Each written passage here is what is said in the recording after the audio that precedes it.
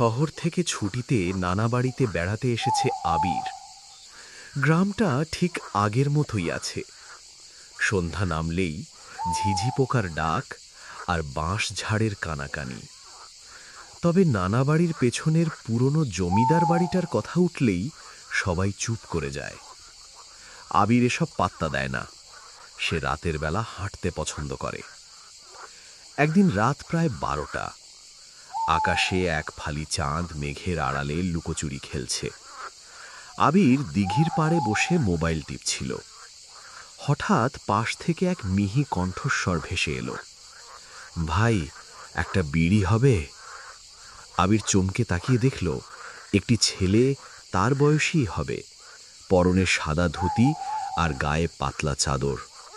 মুখটা খুব ফ্যাকাশে, যেন রক্ত নেই শরীরে। আবির পকেট থেকে বিড়ি বের করে দিল। ছেলেটি দেশলাই জ্বালাতেই আবির খেয়াল করল আগুনের আলোয় ছেলেটার কোনো ছায়া মাটিতে পড়ছে না।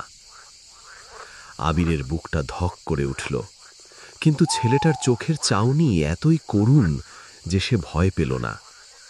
ছেলেটি নিজের পরিচয় দিল, আমার নাম নিবারণ, এই দিঘির পাড়েই আমার ঘর।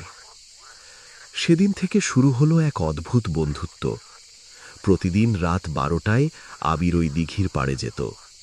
নিবারণ তাকে শোনাত 100 বছর আগের গল্প, নীলকুঠির সাহেবদের অত্যাচারের কথা, সেই সময়ের দুর্ভিক্ষের গল্প।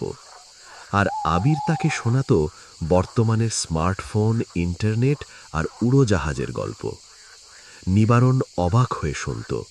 সে হাসত, কিন্তু তার হাসিতে কোনো শব্দ হতো না। নিবারণ একবার বলেছিল, জানিস আবির, মানুষ মারা গেলে একা হয় না।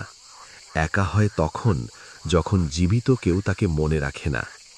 তুই আসিস বলে আমার অস্তিত্বটা আবার টের পাই। একদিন রাতে আকাশ ভেঙে বৃষ্টি নামল। আবির সেদিন যেতে পারেনি।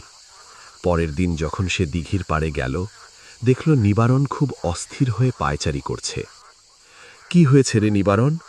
আবির জিজ্ঞেস করল। নিবারণ ধরা গলায় বলল, সময় শেষ।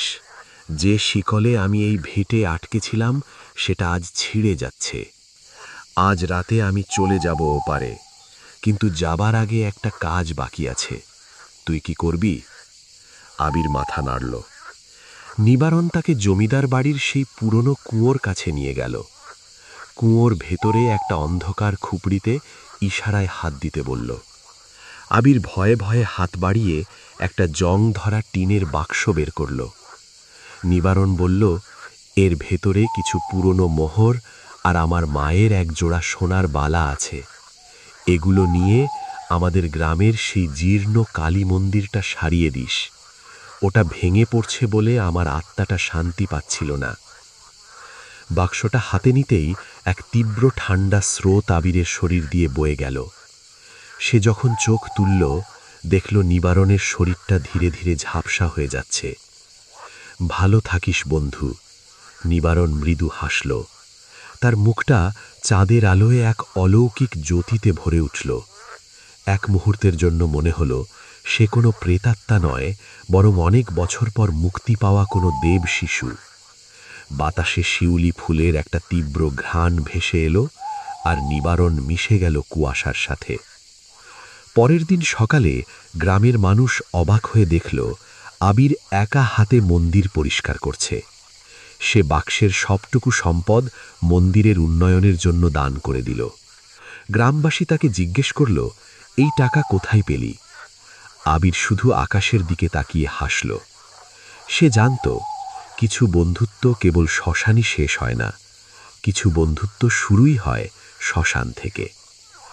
আজও মাঝরাতে দিঘির পাড়ে গেলে আবির সেই বিড়ির গন্ধ পায়, কিন্তু ছায়াহীন বন্ধুটিকে আর দেখা যায় না। সে এখন মুক্ত। মানুষ মারা গেলে একা হয় না। একা হয় তখন যখন জীবিত কেউ তাকে মনে রাখে না। মানুষের দৈহিক মৃত্যু ঘটলেও সে অন্যদের স্মৃতিতে বেঁচে থাকে।